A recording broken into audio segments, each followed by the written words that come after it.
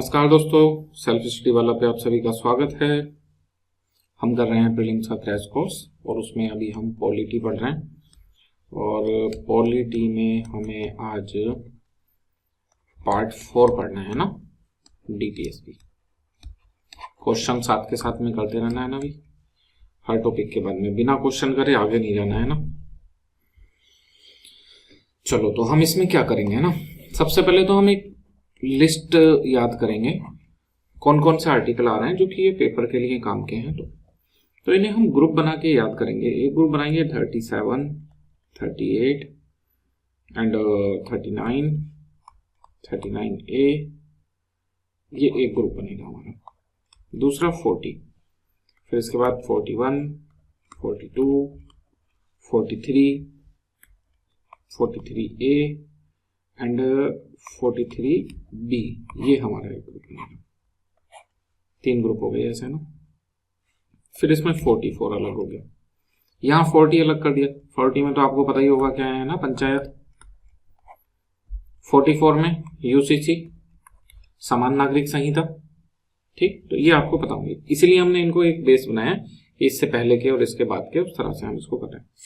ठीक, एंड 44 के बाद में 45, 46, 47, ये एक ग्रुप बनाएंगे। फिर 48 से स्टार्ट हो जाएंगे, 48, 48A एंड 49।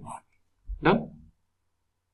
अभी देखना आप, कुछ कुछ यहाँ पे हमने वो बनाया हुआ है कि एक एक पॉइंट की उससे आगे, उससे पहले हम आसानी से पहले आर्टिकल याद करें, फिर डिटेल में अंदर समझेंगे, है ना। और फिर तो 50, 51 है ना, 50 को आप ऐसे कर लो और उसके बाद में 51 है। तो पहले जो जो आपको पता है, देखो आप वो देखो, 40 आपको बता दिया, 44 आपको बता दिया, 51 आपको पता होगा इंटरनेशनल पीस है ना, अंतरराष्ट्रीय शांति की बात करता है 51, इंटरनेशनल पीस एंड सिक्योरिटी। और ये जो है 50, इसमें तो है 50-50, दो चीजों को अलग कर रहे हैं 50-50। पहले भी पढ़ा था है ना, एग्जीक्यूटिव को अलग करा गया है किससे, जुडिशरी से। कौन से एग्जीक्यूटिव, जो परमानेंट एग्जीक्यूटिव होते हैं, है ना। जो डिस्ट्रिक्ट एडमिनिस्ट्रेशन है उसमें डिस्ट्रिक्ट मजिस्ट्रेट अलग होगा, डिस्ट्रिक्ट जज अलग होगा, है ना, ऐसे बोल सकते हैं। डिस्ट्रिक्ट कलेक्टर अलग होगा, डिस्ट्रिक्ट जज अलग होगा। तो इस तरह की चीजें आर्टिकल 50 से पता चलती है। तो ये आपको पता है 50-50 में। ये वाले जो आर्टिकल हैं ये प्रोटेक्शन कंजर्वेशन से जुड़े हुए हैं। 48 किसकी बात कर रहा है, सबसे पहले हम सुरक्षा करनी है हमें जंतुओं की, पशुओं की, पेड़ पौधों की। तो किसकी, पहले वो जो हमारे काम के हैं ना, हमारे काम का क्या है, फॉरेस्ट या एग्रीकल्चर, क्या हमारे ज्यादा काम का है जिससे हमें सीधे भोजन मिल रहा है। तो पहले हम किसको करेंगे, एग्रीकल्चर का प्रोटेक्शन, है ना। और जंगली पशु या पालतू पशु, पालतू पशु से हमें घी, दूध, दही ये सब मिल रहा है। तो एनिमल हस्बेंड्री, पशुपालन और कृषि, ये पहले प्रोटेक्ट करें। फिर अमेंडमेंट करके कि भाई खाली खेती से काम नहीं चलेगा, पूरे जंगल को सुरक्षा देनी पड़ेगी। तो यहां पे लिख दिया फॉरेस्ट और यहां पे क्या लिख दिया, वाइल्ड लाइफ। मिले हुए हैं ना दोनों, 48 में एग्रीकल्चर और एनिमल हस्बेंड्री, फिर 48A में उससे भी ज्यादा कि हम तो भाई सारे लिविंग थिंग को प्रोटेक्ट करेंगे, चाहे वो फॉरेस्ट हो चाहे वाइल्ड लाइफ हो। सही है, लिविंग थिंग सबको करेंगे। यहां कह रहे हैं हम तो नॉन लिविंग थिंग को भी प्रोटेक्ट करेंगे। जो नेशनल इंपॉर्टेंस की बिल्डिंग है उनका कंजर्वेशन करा जाएगा।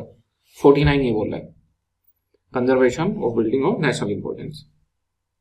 ये 48 वाले सब लाइन से याद हो गए, 48, 48A, 49, है ना।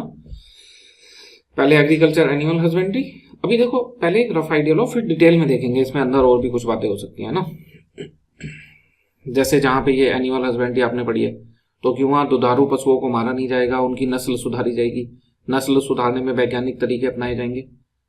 तो अगर ये मान लो आ गया कि किसमें बोला गया है दुधारू पशुओं को नहीं मारा जाएगा या उनमें साइंटिफिक तरीके से उनकी ब्रीड में इंप्रूवमेंट होगा, तो आप खुद से सोच लोगे ना कि भाई एनिमल हस्बेंड्री तो 48 में है, तो ये 48A में होगा, है ना। उसको रटने की भी जरूरत नहीं है, आप कॉमन सेंस से आइडिया लगा लोगे। देखो जैसे यहाँ 45, 46, 47 है, तो इसमें 45 तो आपने पढ़ा हुआ है, पहले एजुकेशन वाला बताया था ना, कि पहले यहाँ पे 6 से 14 वर्ष के बच्चे थे, फिर संविधान संशोधन करके वहां पे कर दिया 0 से 6 वर्ष के बच्चे। उनको early childhood care and education, education के साथ अर्ली चाइल्डहुड केयर, बाल्यावस्था देखभाल। ठीक है, 46 भी हमने चर्चा में आपको बताया ही है कि 46 बोलता है कि जो एजुकेशनल एंड इकोनॉमिक इंटरेस्ट है उन्हें प्रोटेक्ट करना है, किस किस के, SC ST and other backward जो वीकर सेक्शन है उनके। कौन से इंटरेस्ट? जो सा रिजर्वेशन है वाले इंटरेस्ट। एक रिजर्वेशन एजुकेशन में तो एजुकेशनल इंटरेस्ट, और दूसरा नौकरी में तो economic interest, SC ST and other classes. EWS का रिजर्वेशन इसी को आधार मान के दिया गया है, बताया था SC ST की नौकरी का रिजर्वेशन आर्टिकल 335 में दिए, ये सब हम पहले देख चुके हैं, तो अभी हम उसकी चर्चा नहीं कर रहे हैं ना। तो 45 46 हमने देख लिया। 47 क्या दिल है, ये कह रहा है ये स्टेट की ड्यूटी है कि वो अपनी जनता की पब्लिक हेल्थ इंप्रूव करे, पब्लिक हेल्थ, उनका जो स्टैंडर्ड ऑफ लिविंग है उसको इंप्रूव करे, और लेवल ऑफ न्यूट्रिशन, न्यूट्रिशन का लेवल इंप्रूव करे, पब्लिक हेल्थ। तो हेल्थ अच्छी करेंगे वो यहाँ पे, एजुकेशन इकोनॉमिक कंडीशन 46 में, और शिक्षा देंगे वो 45 में।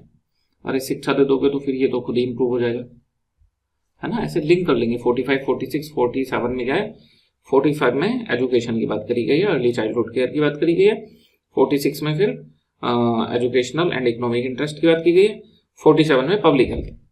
अब मान लो कहीं पे ये आ जाए कि लिक्वर वैन किस DPSP में है, मद्य निषेध या शराबबंदी, अरे जहां स्वास्थ्य बढ़ाने को बोला होगा वहीं पे तो होगा, है ना, तो पब्लिक हेल्थ लगा दो।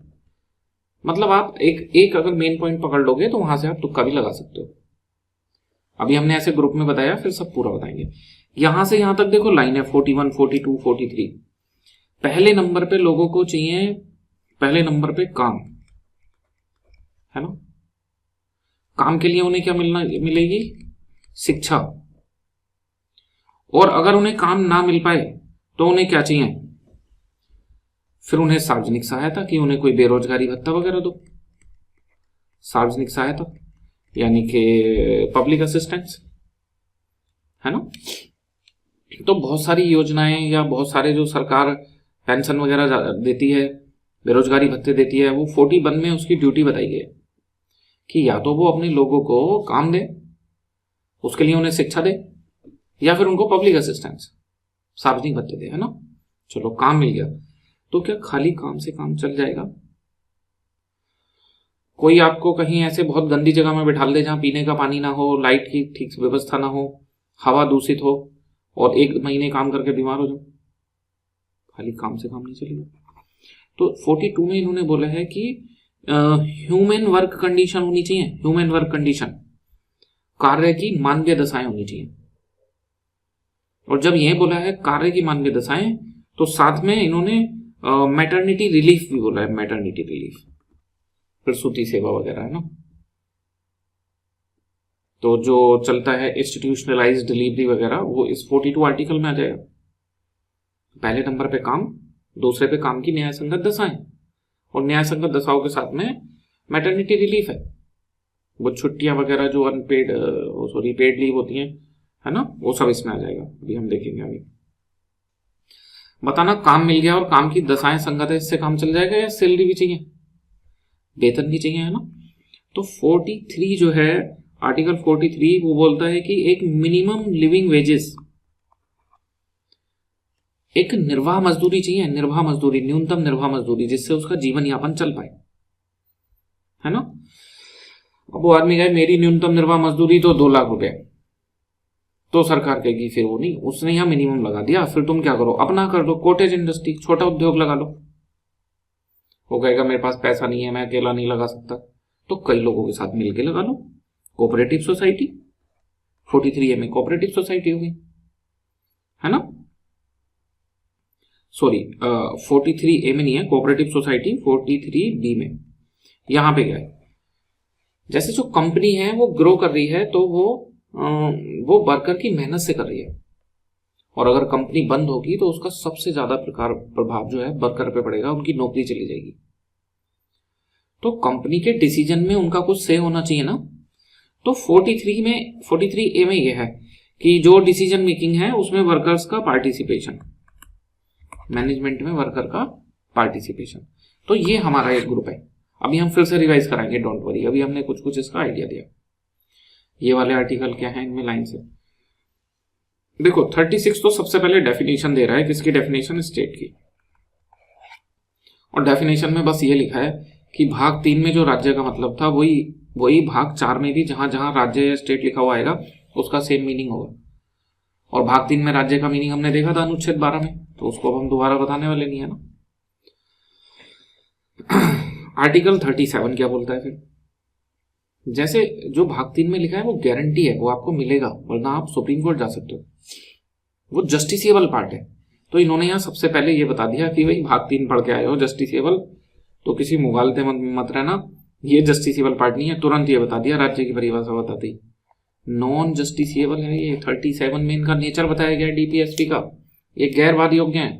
इसका मतलब इन्हें देना ना देना ये सरकार के हाथ में है, उसकी आर्थिक स्थिति के हाथ में है। आप ये नहीं कह सकते कि 47 में लिखा है कि स्वास्थ्य का ध्यान रखा जाएगा, पोषक स्तर बढ़ाया जाएगा, तो सरकार मेरा पोषण स्तर बढ़ाने के लिए कुछ नहीं कर रही। गारंटी नहीं है इसकी, नॉन जस्टिसेबल पार्ट है ये, न्याय योग्य बात योग्य नहीं है, सुप्रीम कोर्ट द्वारा ऐसे लागू नहीं कराया जाता है ना। सरकार कानून बना के, योजनाएं बना के इनको लागू करती है। 39 में क्या है?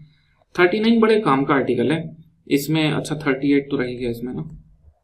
38 में कि सोशल इकोनॉमिक ऑर्डर ऐसे चलेगा कि सबको जस्टिस मिले, है ना। इसको देखेंगे अभी कि सोशल इकोनॉमिक ऑर्डर इस तरह से कि प्रमोशन ऑफ वेलफेयर, सबका कल्याण हो।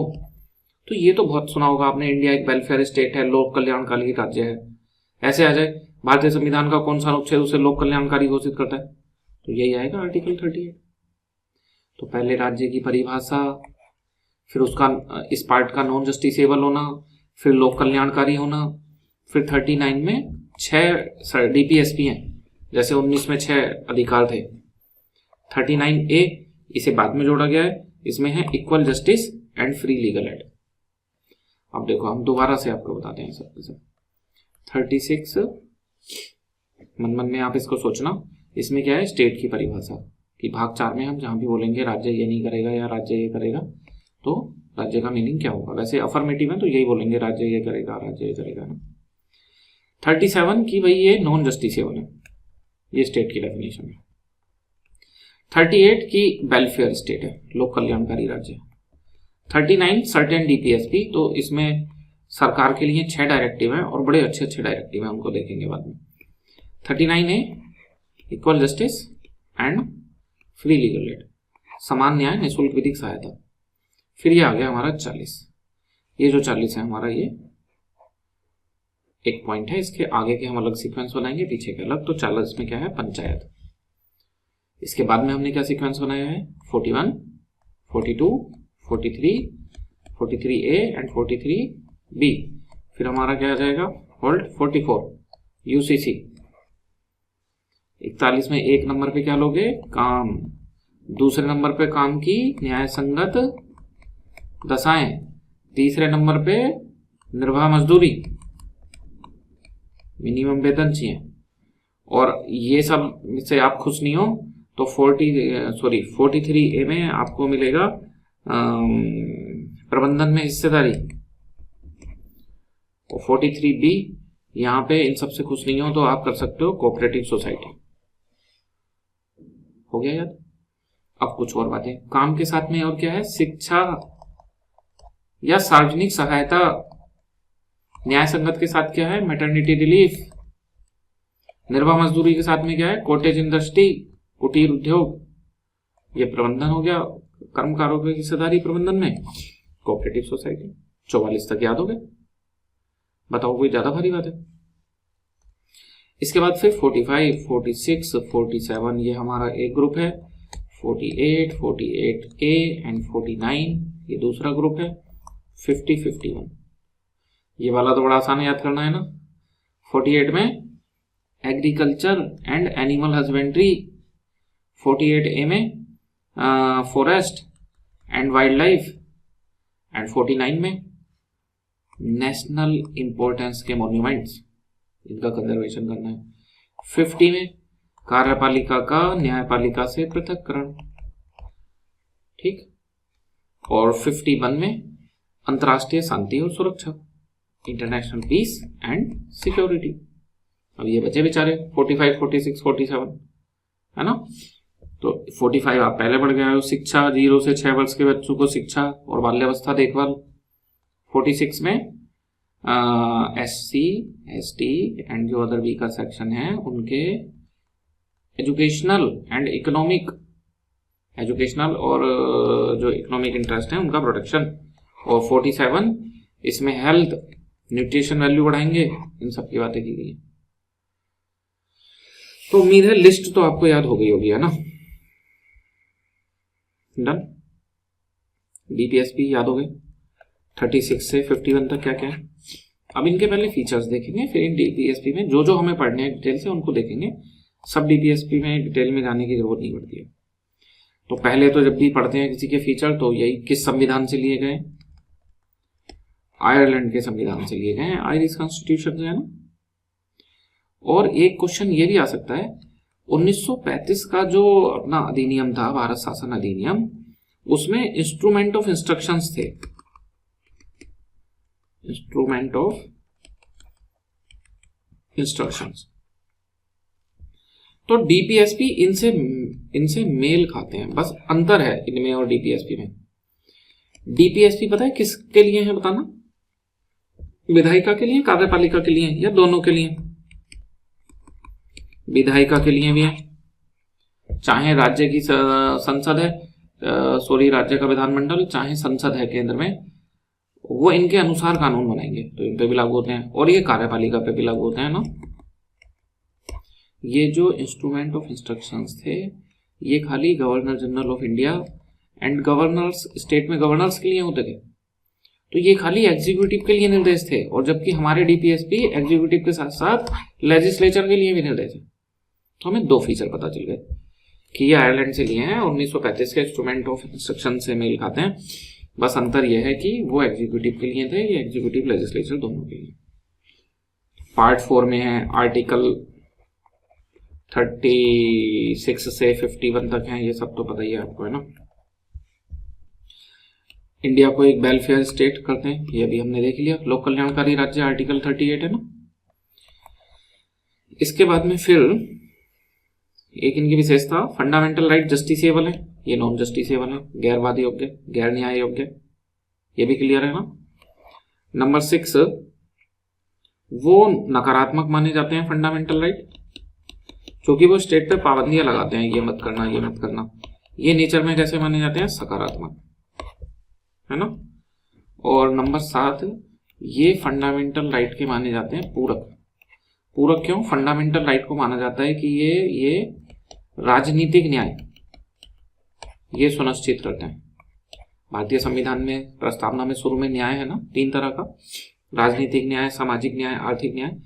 ये सामाजिक और आर्थिक न्याय सुनिश्चित करते हैं, सामाजिक और आर्थिक।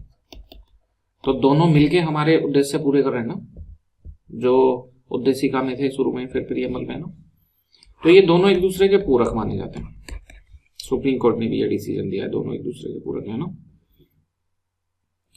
और चूंकि 36 में स्टेट की परिभाषा दी है तो स्टेट के सभी ऑर्गन पे लागू होते हैं, ये तो आप देख ही लेंगे, है ना।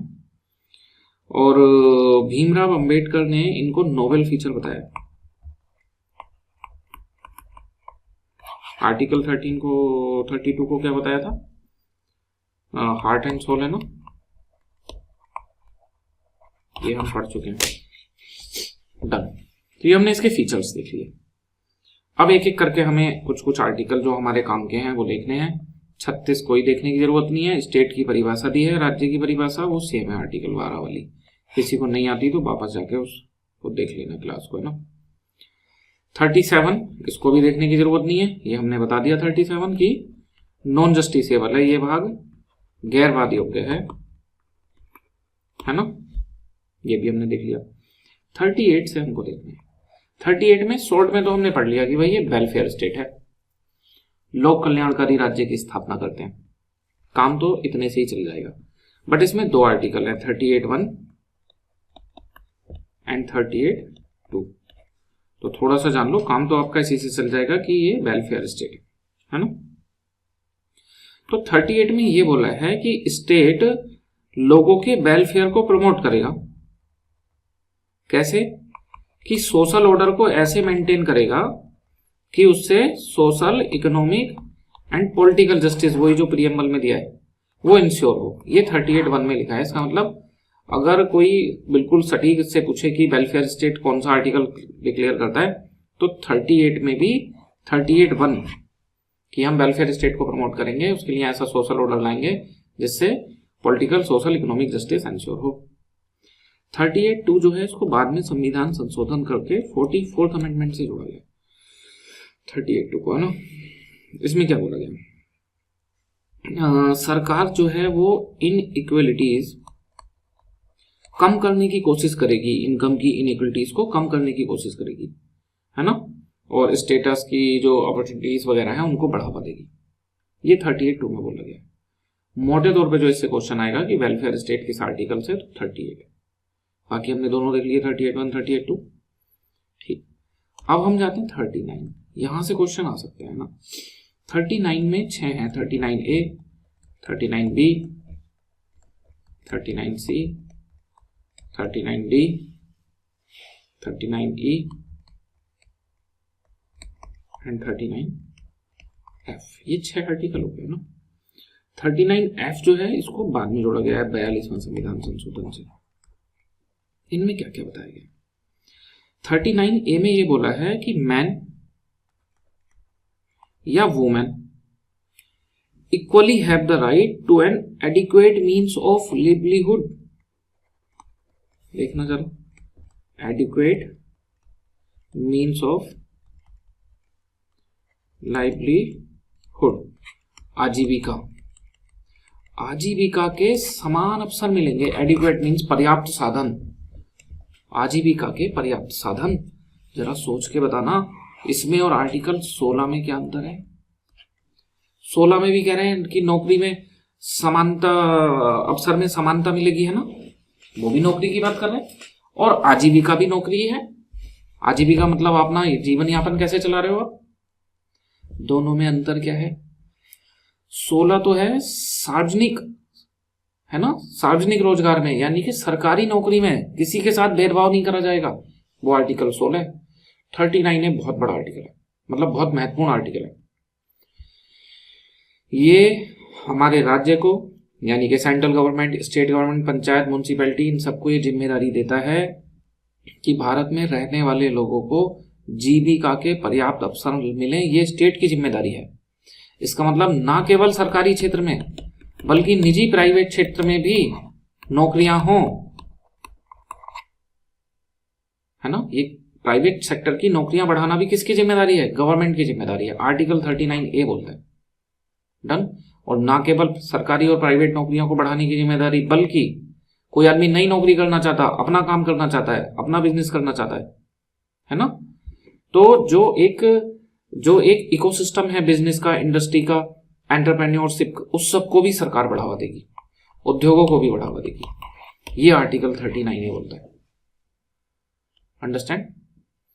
तो 16 में तो बस सरकारी नौकरियों की बात है, मतलब ऐसे समझो वहां तो बहुत कम जिम्मेदारी दी गई है। 39A में सरकार के पास बहुत बड़ी जिम्मेदारी है। अब कहोगे सरकार निजी क्षेत्र में नौकरियां कैसे बढ़ाएगी? बिल्कुल बढ़ा सकती है। सरकार अगर लॉ एंड ऑर्डर अच्छे से मेंटेन करे और जो हमारे यहाँ ईज ऑफ डूइंग बिजनेस है वो अच्छा हो, इंडस्ट्रियलिस्ट को परेशान ना किया जाए, तो ना केवल यहाँ के लोगों में एंटरप्रेन्योरशिप आएगी, बाहर के लोग भी यहाँ आके कंपनियां लगाएंगे।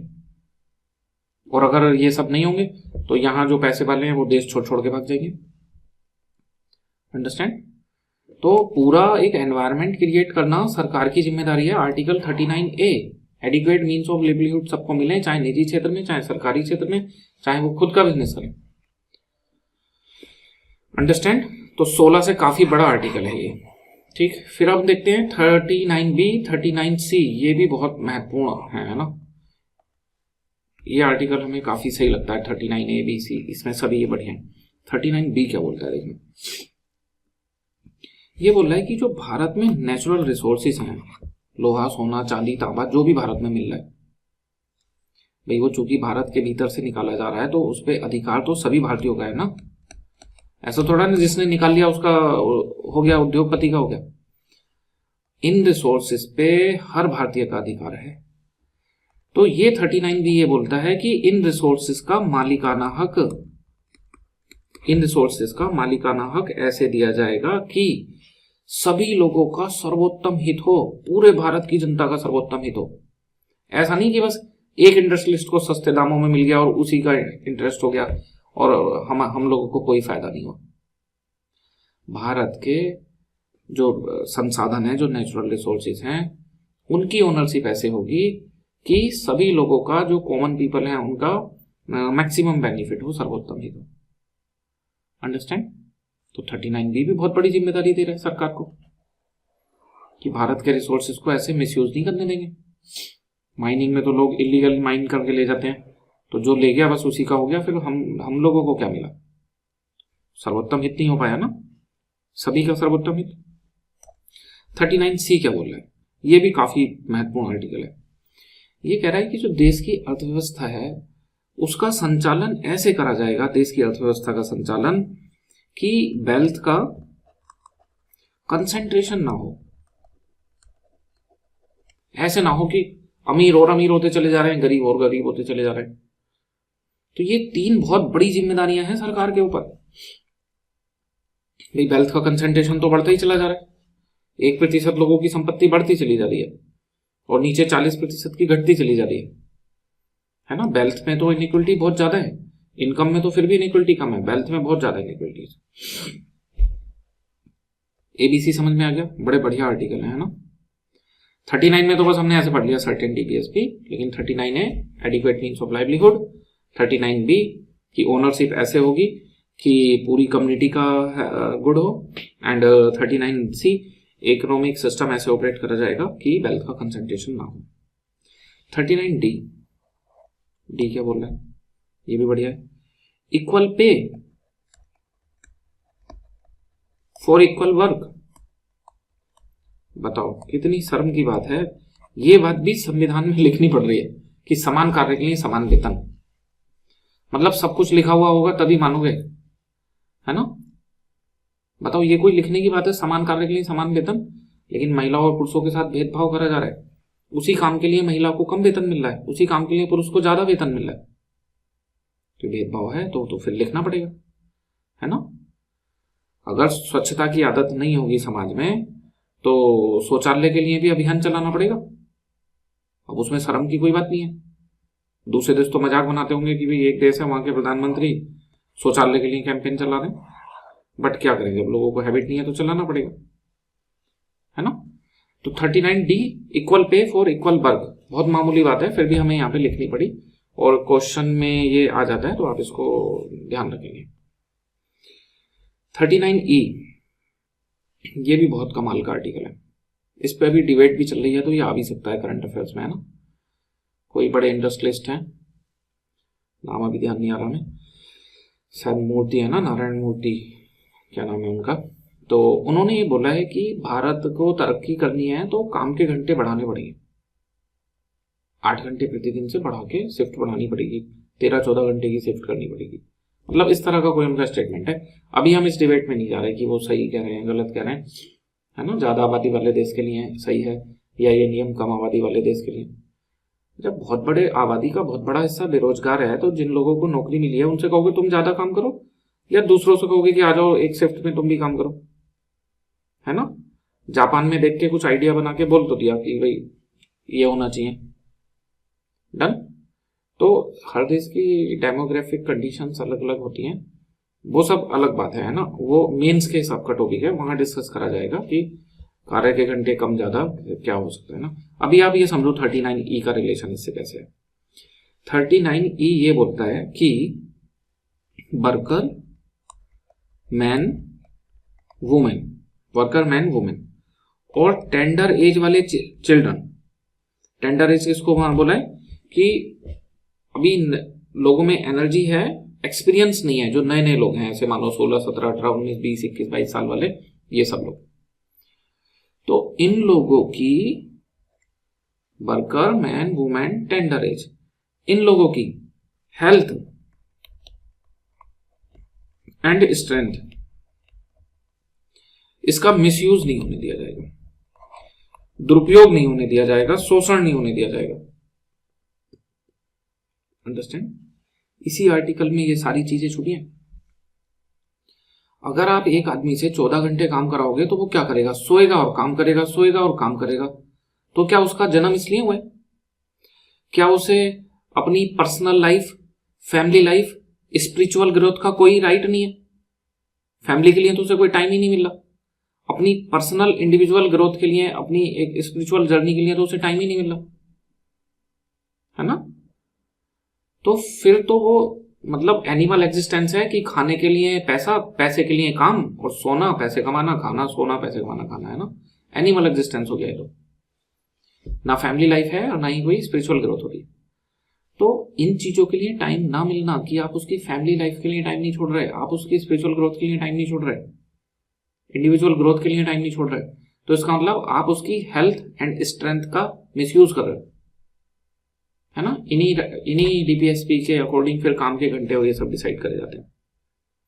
तो 39E जो ये भी अच्छा आर्टिकल है। 39 हमने शुरू में ही बोला था, इसमें काफी अच्छे प्रोविजन है ना, बट वो ये जस्टिसिएबल नहीं है ना। फिर आता है 39F। इसमें यह है कि जो चिल्ड्रन हैं उन्हें अपॉर्चुनिटी दी जाएगी हेल्थी मैनर में ग्रो होने की, हेल्दी मैनर में ग्रो होने की। इसका मतलब उन्हें पोषण युक्त आहार मिलना चाहिए, अच्छी एजुकेशन मिलनी चाहिए, ये सारी चीजें है ना। तो ये 39F हो गया। तो 39 काफी बड़ा आर्टिकल निकला फिर तो, है ना। 38 तक तो बता दिए थे। 39 में ABCDE, तो पहले एडिक्वेट मीन्स ऑफ लाइवलीहुड है, फिर भारत के नेचुरल रिसोर्स की ओनरशिप है, उसके बाद में इकोनॉमी कैसे चलाई जाएगी कि वेल्थ का कंसंट्रेशन ना हो। डी में आ गया equal pay for equal work, और ई में आ गया कि जो स्ट्रेंथ है और हेल्थ है उसका शोषण नहीं होने दिया जाएगा, महिला, पुरुष, वर्कर, टेंडर एज वालों की, है ना। और सी में कि बच्चों को ग्रो करने के अच्छे अवसर उपलब्ध कराए जाएंगे। 39 हो गया। अब देखो इसके बाद आता है 39A, फिर आता है 40 तो बता ही दिया इसमें क्या है, पंचायत। और ये बात सुनने के बाद में जिसके दिमाग में ये क्वेश्चन नहीं आया कि अभी तो 39A 39B बता के आए हैं, फिर 39A पे आ गए, तो मतलब वो सोई हुई अवस्था में है, उसको जागरूक होने की जरूरत है ना। कोई बात नहीं, ऐसा होता है कई बार, ज्यादातर लोगों को समझ आ गया होगा। देखो 39 में स्मॉल है ना। स्मॉल ए है तो ये क्या बता रहा है, एडिक्वेट मीन्स ऑफ लाइवलीहुड, आजीविका के पर्याप्त अवसर। लेकिन अगर इसमें कैपिटल ए है तो ये अलग आर्टिकल है, और 42वें संविधान संशोधन से जुड़ा है। इसमें क्या बोला गया है, equal justice and free legal aid, समान न्याय और निःशुल्क विधिक सहायता। अंडरस्टैंड। तो 40 तक के आर्टिकल जो है हमारे वो हो गए, इनमें और ज्यादा नहीं पढ़ना है। अच्छा 39A में अंदर भी आ जाता है कुछ, इसको पढ़ लेते हैं ना। इसमें समान न्याय तथा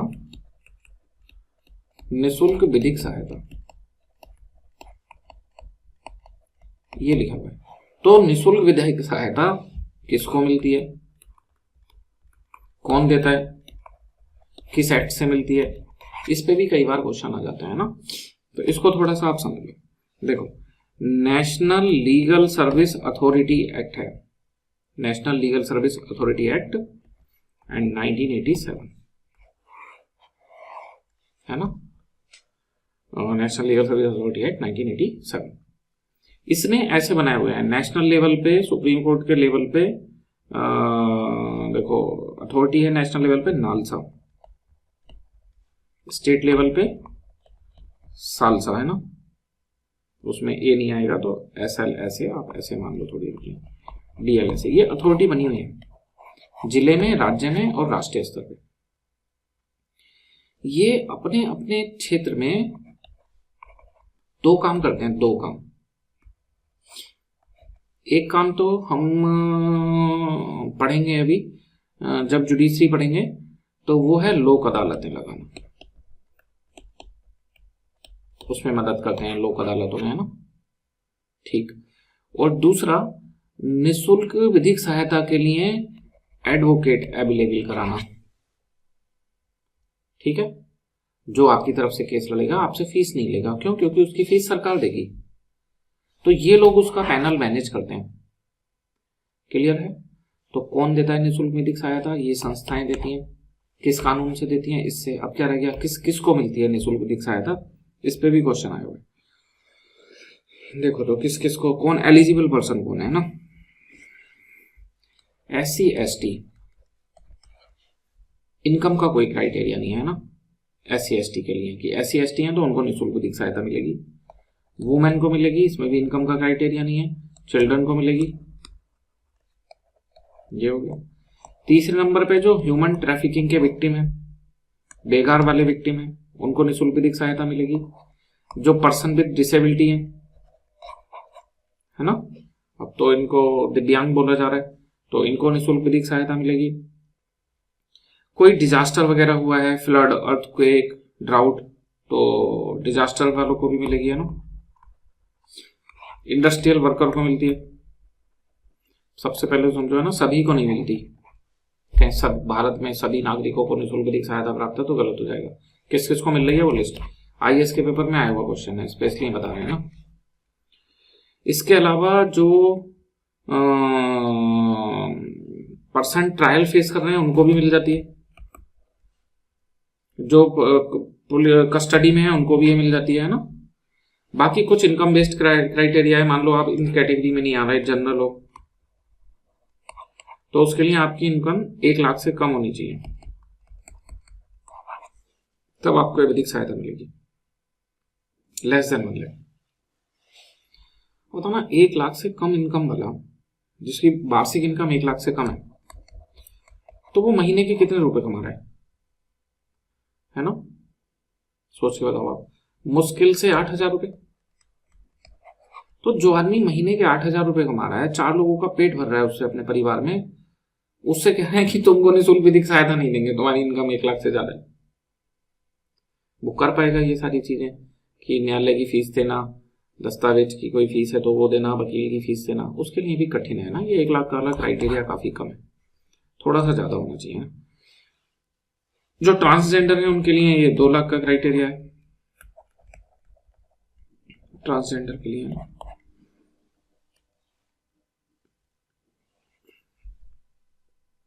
और बाकी जैसे एक क्वेश्चन ये पूछ सकते हैं, जैसे इन्होंने महिला कवर करे हैं, बच्चे करे हैं, तो उनके साथ में ज्यादातर सीनियर सिटीजन भी करते हैं।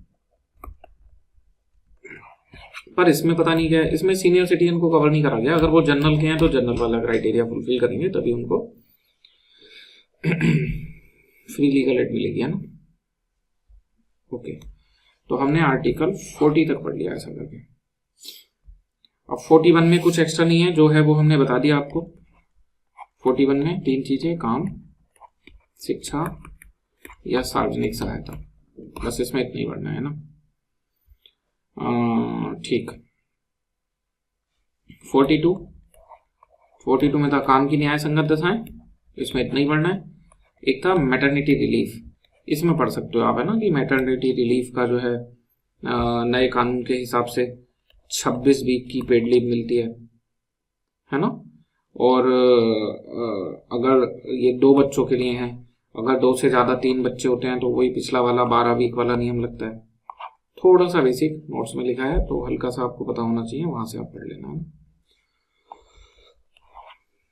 43 में जितना बताया है उतना ही है, कि आपको लिविंग वेजेस चाहिए और कॉटेज इंडस्ट्री। और 43A में भी उतनी है, बस जितना बताया हुआ है, participation of worker in management of industry. And 43B, इसमें भी उतना ही है, कोऑपरेटिव सोसाइटी। बस ये दोनों नए हैं, तो इसमें आपको याद रखना है कौन से संविधान संशोधन से जुड़े हैं, 42 में से और 97 में से। ये हम अभी अलग से भी कराएंगे, अमेंडमेंट पे क्वेश्चन आ जाता है DPSP में, कब कब हुआ है। अब आता है 44 UCC, यूनिफॉर्म सिविल कोड, समान नागरिक संहिता। इस पे क्वेश्चन आने के चांस है। करंट अफेयर्स में चर्चा में थी ना, कौन से राज्य ने लागू करी है समान नागरिक संहिता, प्रथम राज्य बना है वो, है ना। उसमें भी अब वो प्रथम है या नहीं है, तो वो भी अभी समझेंगे सब। समान नागरिक संहिता क्या है ये तो आपको पता है ना, universal civil code. Criminal code तो अभी सबके यूनिवर्सल है, मर्डर का केस सब पे सब तरीके से लगेगा, कोई ये नहीं कहेगा कि हिंदू धर्म में तो इतनी सजा होती है और इस्लाम में इतनी होती है। ऐसे तो कोई धर्म मर्डर में कोई सजा ही नहीं देगा, तो वो कहेंगे हमारे यहाँ तो इसकी कोई सजा ही नहीं होती है ना। क्रिमिनल केस में ऐसा नहीं होता, वो सबके लिए सेम होते हैं। तो सिविल केस क्या है, गोद लेने के तरीके, विवाह के तरीके, तलाक के तरीके, जो पैतृक संपत्ति है माता पिता की वो बच्चों को जाएगी, है ना, बेटे को जाएगी या बेटी को जाएगी, तो ये सब चीजें सिविल कोड में आती हैं। 44 में बोला है कि ये सबके लिए कॉमन होना चाहिए, यूनिवर्सल करना है इसको। ठीक, ये तो आर्टिकल समझ में आ गया। अब आप ऐसे देखो, अभी 2024 में 2024 में उत्तराखंड ने यूसीसी लागू कराया ना 2024 से, तो अखबार में छपा कि उत्तर प्रदेश यूसीसी को लागू करने वाला पहला राज्य है ना। तो अब आप यहां से समझ लो थोड़ी सी बात, जो गोवा है उसमें 1867 से यूसीसी लागू है, पुर्तगाली नियमों के आधार पे है वो, है ना। इसके बाद में फिर अब ये उत्तराखंड ने कराए 2024 में यूसीसी। तो ये तो बहुत पुराना यूसीसी है, कोई गोवा ने थोड़ा ना उन्होंने बनाया है कि जो देश आजाद होने के बाद, है ना। तो देश आजाद होने के बाद, हमारे संविधान बनने के बाद, संविधान में आर्टिकल 24 ने बोला है यूसीसी होगा, तो यहां हमने लिखा यूसीसी होगा। उसके बाद कौन पहला राज्य है जिसने यूसीसी लागू कराया? उत्तराखंड। तो अगर ये आ जाए तो आप सही मान सकते हो कि स्वतंत्र भारत में यूसीसी लागू करने वाला पहला राज्य उत्तराखंड, और उससे पहले 1867 से गोवा में, ये भी सही हो जाएगा। इसके अलावा 2 और राज्य वहां पे भी ये लागू हो सकता है। एक है गुजरात, वो ड्राफ्ट कर चुके हैं इसको, और दूसरा है आसाम, ये भी ड्राफ्ट कर चुके हैं ना। तो जब लागू होता है तब देखते हैं, अभी के लिए आप उत्तराखंड और गोवा इसको याद कर लेंगे ना। तो हमारा हो गया 44 तक। 45 में उतनी है जो बताया, 0 से 6 वर्ष, उनको 2 चीजें, अर्ली चाइल्डहुड केयर, बाल्यावस्था देखभाल, और एजुकेशन। सॉरी, तो सरकार ने उसके लिए वो आंगनबाड़ी और ये सब बनाए हुए हैं ना। 46 भी उतना ही है जितना बताया। SC ST and other weaker section, उनके educational and economic in interest को प्रमोट करेंगे। ठीक, 47 में भी उतना ही है जितना बताया है, सब में उतना ही है ना, याद तो हो जाएगा इस माने। Public health, level of standard, sorry living standard and level of nutrition. बस इसमें इतना हो समझ लो कि वो जो ड्रग्स वगैरह हैं, है ना, मदिरा वगैरह, उन सब की मनाही इसी में आएगी जब स्वास्थ्य की बातें करी गई हैं, तो है ना। 48 उतना ही है जितना बताया है, बस उसमें साथ में क्या आ जाएगा 48 में कि जो साइंटिफिक मेथड से ब्रीड्स को बढ़ाया जाएगा, और जो दुधारू पशु हैं मवेशी, उनका जो है मारने की मनाही है, हिंसा की मनाही है ना। 48 है, 49, 50 वो सबसे। 51 समझ लो आप, है ना। इसमें 4 बातें हैं। पहला तो वही है 51A में, इंटरनेशनल पीस एंड सिक्योरिटी, है ना। दूसरा है just and honourable relation between nation, कि भारत की ड्यूटी है, स्टेट की ड्यूटी है कि वो राज्यों के साथ में जस्ट एंड ऑनरेबल, न्याय संगत और सम्माननीय संबंध रखे। और ये हमारी ड्यूटी बनाई गई है सी में कि हम इंटरनेशनल लॉ एंड ट्रीटी इसको रेस्पेक्ट करें। बहुत बड़ी बात लिखी हुई है संविधान में, इसे हम यूज करेंगे मेंस में, IR लिखते समय, एथिक्स के क्वेश्चन लिखते समय, कि हमारे तो संविधान ने ही बोला है कि हम लोग अंतर्राष्ट्रीय संधियों का पालन करें, है ना। आजकल कुछ बड़े देश हैं कह रहे हैं इंटरनेशनल ऑर्डर बिगड़ रहा है, और जो बड़े देश हैं वो इंटरनेशनल नॉर्म्स को फॉलो नहीं कर रहे। तो एथिक्स में या कहीं पे हम लिख सकते हैं कि भारत का तो संविधान का अनुच्छेद 51 बोलता है कि जो भारत में सरकार है चाहे वो राज्य केंद्र कैसी सरकार हो, कि उसको अंतर्राष्ट्रीय नियम संधि समझौतों का सम्मान करना चाहिए। एक अच्छा पॉइंट बनता है, लगता है कि आपने चीजों को इंटरलिंक करा हुआ है। और डी भी एक बड़ी अच्छी बात है। इंटरनेशनल लेवल पे जो डिस्प्यूट होते हैं, तो जैसे मान लो कि अभी वेनेजुएला और अमेरिका का डिस्प्यूट चल रहा है, और डेनमार्क एंड अमेरिका का डिस्प्यूट चल रहा है, ग्रीनलैंड का इशू है ना। तो हमारा 51D आर्टिकल ये बोलता है कि इंटरनेशनल जो डिस्प्यूट हैं, तो हमारी कोशिश रहेगी कि हम उनको आर्बिट्रेशन के माध्यम से, मध्यस्थता के माध्यम से हल करें। तो मध्यस्थता, शांति समझौते, अंतर्राष्ट्रीय नियमों का पालन, ये बड़े काम के हैं। इंटरनेशनल रिलेशन से जो भी 3-4 क्वेश्चन आते हैं मेंस में, और एथिक्स में भी है अंतर्राष्ट्रीय संबंध, तो वहां पे हमें इनको जरूर यूज करना है ना। तो मेंस की चीजें तो मेंस में देखेंगे। अभी हमने ये पूरे देख लिए। अब अगला टॉपिक है हमारा डीपीएसपी में अमेंडमेंट। अमेंडमेंट से पहले हम एक चीज को बता देते हैं, अमेंडमेंट ही देख लेते हैं पहले। डीपीएसपी में कब कब संविधान संशोधन हुए, देखो एक तो 42वां, ये तो अभी पढ़ के आए हैं, इससे क्या क्या जुड़ा है। वो 39FB से जुड़ा था, है ना, बच्चों को ग्रो करने के लिए जो अपॉर्चुनिटीज कि वो हेल्थी मैनर में ग्रो कर पाए ना। 39A equal justice and free legal aid, समान न्याय निःशुल्क विधिक सहायता।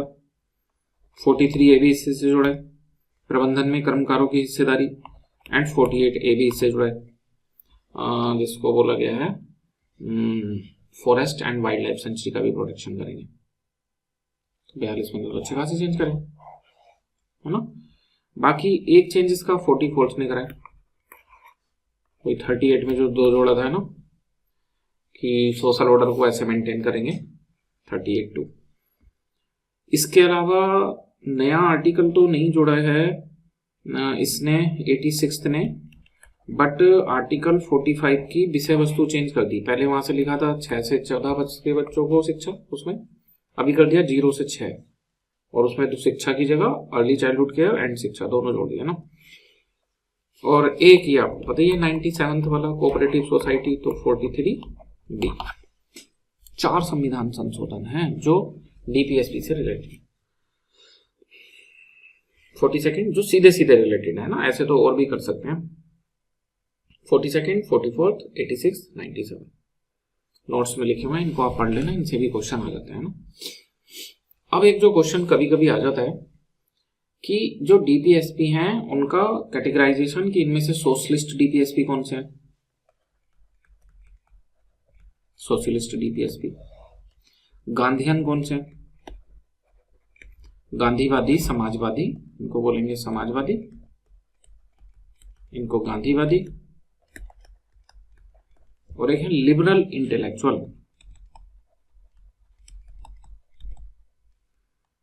है ना, यानी कि उदार बौद्धिक। देखो तो भाई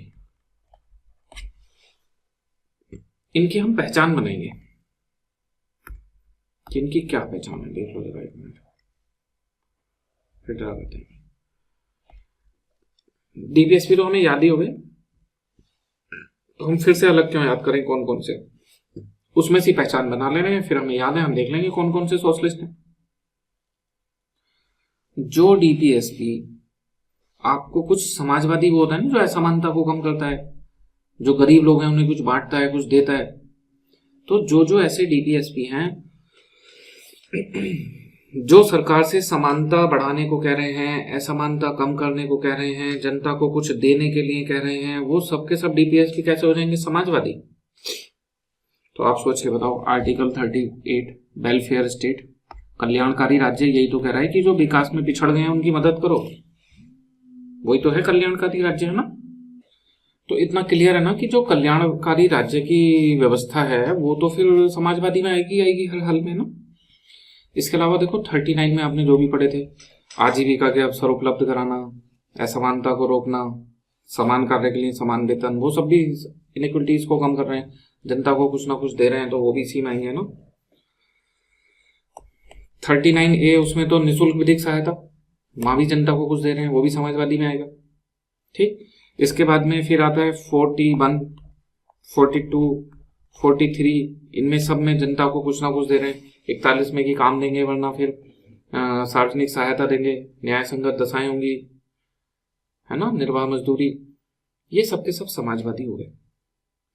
फिर इसके बाद में लाइन से पढ़ते चले जाओ तो आप ढूंढते चले जाओगे कि इसमें क्या क्या हो रहे हैं ना। देखो अच्छा, इसमें बीच में एक रह गया 40, पंचायत। पंचायत आपको पता होगा कैसा है, गांधीवादी है ना। तो 36, 37 का तो मतलब ही नहीं बनता, उनमें तो कुछ बताया ही नहीं गया। तो 38 समाजवादी हो गया, 39 फिर हमने देख लिया, 39, 39 है, 40 गांधीवादी हो गया, 41, 42, 47 देख लिया ना। अच्छा, 43 में दो चीजें, एक तो निर्वाह मजदूरी जिसकी वजह से ये कैसा है, समाजवादी, और दूसरा कुटीर उद्योग, ग्रामीण व्यवस्था का स्वशासन, कुटीर उद्योग, वो कौन बढ़ावा देते थे उसको, गांधी जी। तो 43 का ये वाला पार्ट गांधीवादी है।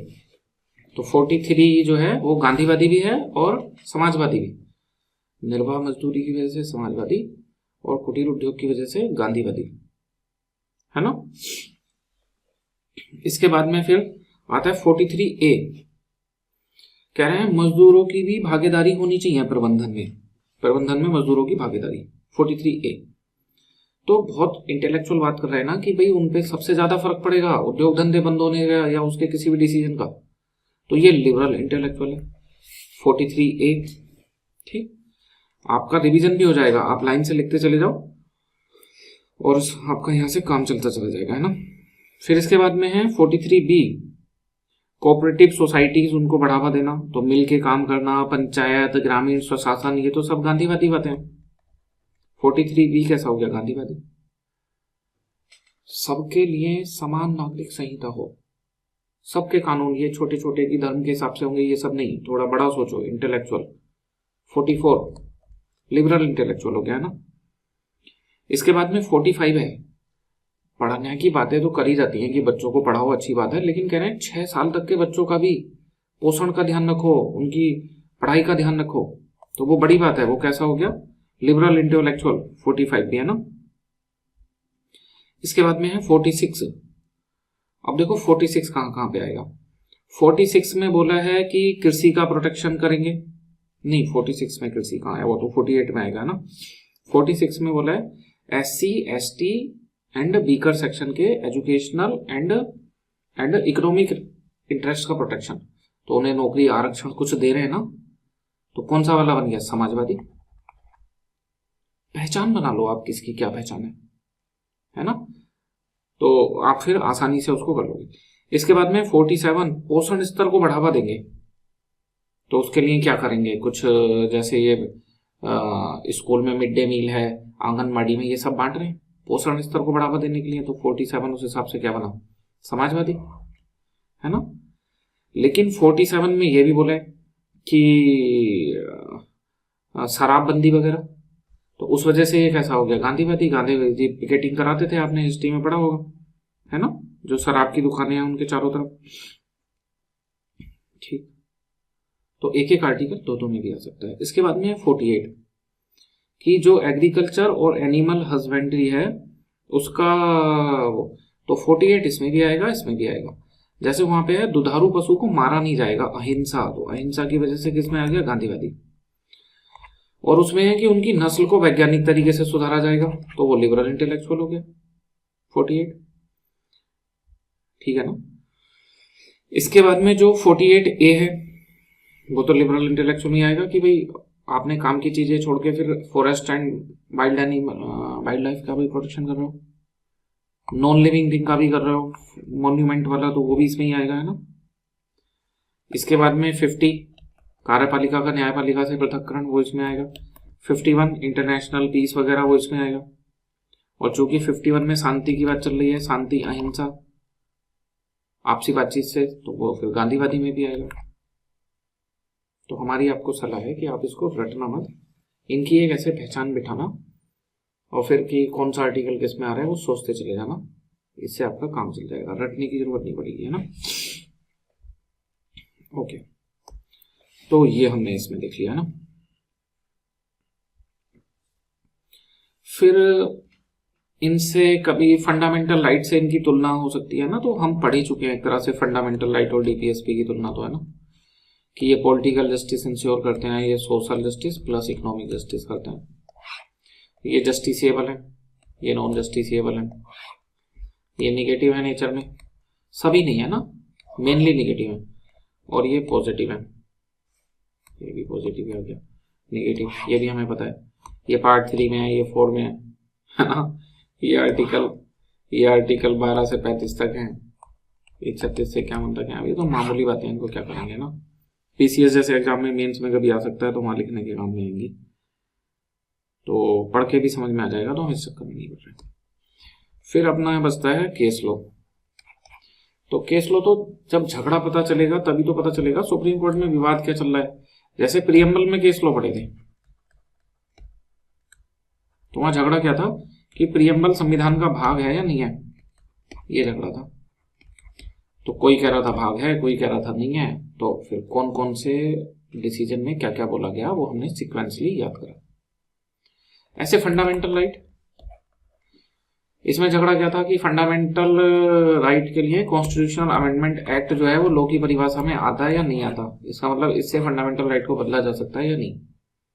तो उसका झगड़ा था, तो उसमें लगातार केस आ रहे थे फिर, है ना, शंकरी प्रसाद, गोलकनाथ, केशवानंद भारती, मिनर्वा मिल, ऐसे केस आ रहे थे। तो डीपीएसपी में क्या झगड़ा है ये तो समझ में आए पहले, तभी तो इसके केस समझ में आएंगे, है ना। डीपीएसपी वाला क्या झगड़ा है इससे समझ में। तो डीपीएसपी बोल रहे हैं सरकार से कि आप कुछ लागू करो, जैसे मान लो आर्टिकल 46 ने बोला कि एससी, एसटी और अदर वीकर सेक्शन के इकोनॉमिक एंड एजुकेशनल इंटरेस्ट का प्रोटेक्शन करो, और इसके लिए तमिलनाडु की सरकार ने एजुकेशनल इंटरेस्ट प्रोटेक्ट करने के लिए स्कूलों में आरक्षण दे दिया जाति के आधार पे। पढ़ा था ना चंपक दोईराजन केस। तो सुप्रीम कोर्ट बोला कि ये आर्टिकल 15 का उल्लंघन है, उसमें लिखा है धर्म, मूल वंश, जाति, लिंग के आधार पर भेदभाव नहीं होगा, आप जाति के आधार पर आरक्षण दे रहे हो, तो उसने इसको खत्म कर दिया।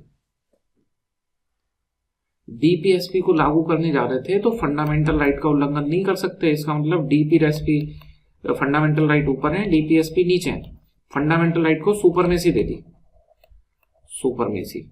तो ये झगड़ा है यहाँ पे, अभी हमने खाली झगड़ा समझा डीपीएसपी में कि डीपीएसपी सुप्रीम है या फंडामेंटल राइट सुप्रीम है। डीपीएसपी को लागू करने के लिए फंडामेंटल लॉ बनाए जाएंगे, तो क्या वो लोग फंडामेंटल राइट का उल्लंघन कर सकते हैं। तो पहला केस तो आपको पता चली गया, चंपक दोईराजन केस था, उसने बोल दिया कि भाई ऐसा कानून जो डीपीएसपी को लागू करने के लिए लाया गया है वो भी फंडामेंटल राइट का उल्लंघन नहीं कर सकता, क्योंकि लॉ फंडामेंटल राइट का उल्लंघन नहीं करते। तो इसने फंडामेंटल राइट को सुपरमेसी दी डीपीएसपी, चंपक दोईराजन केस ने, है ना। सेम ये बात फिर गोलकनाथ केस ने बोली। गोलकनाथ ये सब हम पढ़ चुके हैं, तो अभी इनका नाम नहीं लिख रहा बोला ना, गोलकनाथ 1967, उसने भी फंडामेंटल राइट को सुपरमेसी दी डीपीएसपी में। ठीक, फिर सरकार ने क्या करा, 24वां संविधान संशोधन करा। ये पता है आपको, आर्टिकल 13(4) जोड़ दिया था कि कॉन्स्टिट्यूशनल अमेंडमेंट एक्ट लॉ की परिभाषा में नहीं आते, है ना। और कॉन्स्टिट्यूशनल अमेंडमेंट से इनको फंडामेंटल राइट को चेंज किया जा सकता है। डन। तो अब आप डीपीएसपी के लिए लॉ बना रहे हो, तो आप क्या करो, फिर फंडामेंटल राइट को चेंज कर दो, है ना। 24 ने ये बोल दिया। तो केशवानंद भारती केस पता है फिर हमको, है ना। केशवानंद भारती ने 24 को सही माना। तो कौन कौन से केसेस से रिलेटेड हो गए, चंपक दोईराजन केसेस से रिलेटेड हो गया, गोलकनाथ केसेस से हो गया, केशवानंद भारती केसेस से हो गया। फिर सरकार ने करा फाइनली, यहां से आपको इसका एक वो मिलेगा फाइनल डिसीजन, फाइनल वर्डिक्ट की क्या हुआ। सरकार ने करा 42वां संविधान संशोधन, और उसने ये बोल दिया कि जो आर्टिकल 31C पढ़ा था ना हमने, जो दो फंडामेंटल राइट थे 39B और 39C को लागू करने के लिए 31C डाला था एक्सेप्शन कि इन्हें लागू करने के लिए लॉ आता है, तो वो 14, 19 इन सब का उल्लंघन करे तो फिर भी वो लॉ वैलिड बना रहेगा, चूंकि ये एक्सेप्शन है।